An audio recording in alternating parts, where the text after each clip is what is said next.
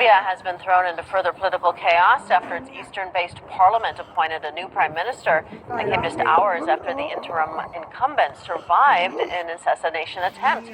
Fathi Bashagha, who served as interior minister of the Tripoli-based government, was elected prime minister following a stormy session of the parliament, even as the current prime minister refused to be replaced. Kerr Harriot has more. The Libyan interim prime minister was in combative mood on Wednesday, saying he'd ignore a parliamentary vote to replace him.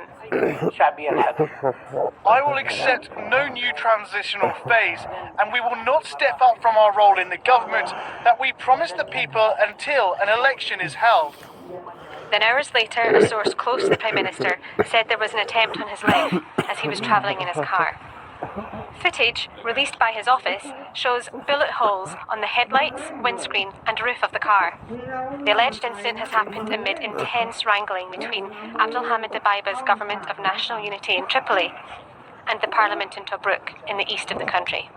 On Thursday, the House of Representatives appointed a new Premier, Fathi Bashagha. Dbeibah swiftly rejected the decision, reiterating he'd only hand power to an elected government.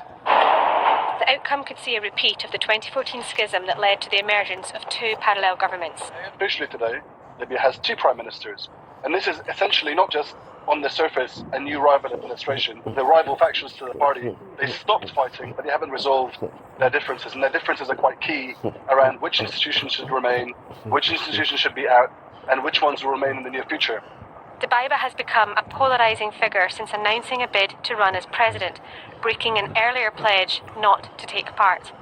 And he's called for a constitution to be established before holding the delayed presidential and parliamentary elections. At a small protest in Tripoli on Wednesday, people complained about the political stalemate. The UN says armed groups have begun to mobilise in the city, causing further concern over the security situation.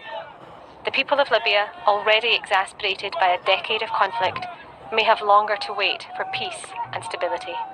Claire Harriot, TRT World.